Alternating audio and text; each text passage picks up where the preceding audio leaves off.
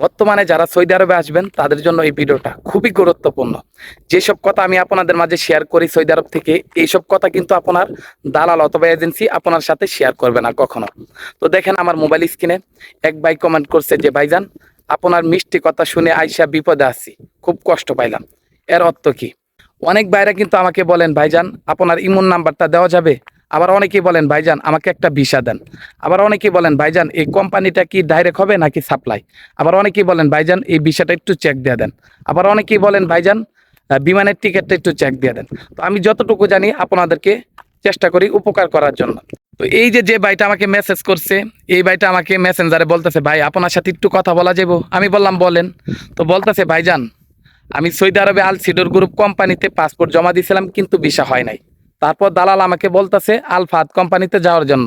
তো আল Fahad company visa হয়েছে, তো বেসিক বেতন 600 সিটি ক্লিনার, এই ভিসাতে আসলে কেমন হবে? তো আমি বললাম আলহামদুলিল্লাহ আসতে পারেন, ভালো হবে। তো আমি আবার জিজ্ঞাসা করছিলাম ভাই কত টাকা নিতেছে? বলতেছে 6 লক্ষ টাকা। তো আমি বললাম ভাই ভিসার দাম একটু বেশি হয়ে গেছে।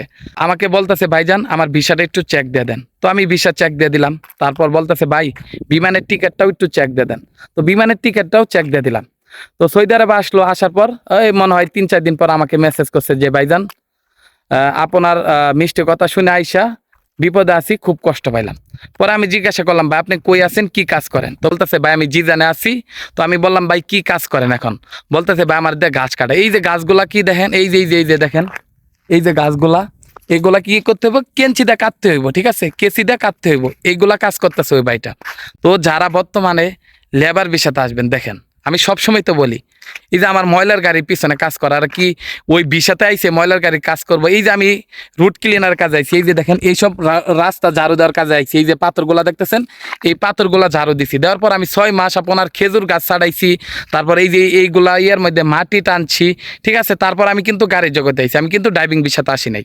তারপর এই যে রাস্তার মধ্যে দেখেন এই যে রং করা, এইগুলা কিন্তু আমাদের কোম্পানি বলে দেয়া কাজ করে। এইগুলো এই যে এইগুলা রাস্তার মধ্যে লাল কালার, তারপর সাদা কালো কালার, এইগুলা কিন্তু রং দিতে হয়। যে এইগুলা কিন্তু ঝাড়ু দিতে হবে, ঠিক আছে, মাকলাস মারতে হবে যারা রুট ক্লিনারের কাজে আসেন। তো বিভিন্ন ক্যাটাগরি কাজ আছে একটা কোম্পানিতে, সব কিছু করতে হবে। এই যে আমার ময়লার গাড়ি এখন চালাই, বর্তমানে ময়লার গাড়ির পিছনে কিন্তু 2জন লোক থাকে। তারা কি ময়লার গাড়ির ভিসাতে আসে নাই, তারা এই যে মনে করেন এইগুলা রং করে, রঙের ভিসাতে আনে নাই।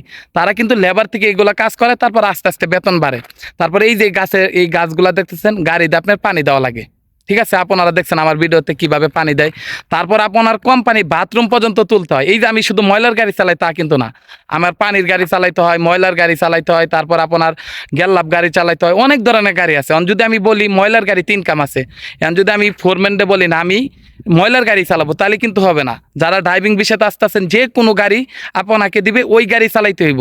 যদি এখন ফোরম্যান অথবা মোদেরকে বলেন না আমি পানির গাড়ি চালাবো না, আমি শুধু ময়লার গাড়ি চালাবো, তাহলে কিন্তু হবে না। তো ওই ভাইটারে বলছি দেখেন ভাই একটা কোম্পানিতে অনেক ক্যাটাগরি কাজ থাকে, কিন্তু যে কাজ দিব ওই কাজটাই করতে হবে আমাদের, কারণ আমরা লেবার ভিসাতে আইছি। আমরা কিন্তু বিমান চালানোর ভিসাতেও আসি নাই, অথবা ফোরম্যানের দায়িত্ব আসি নাই।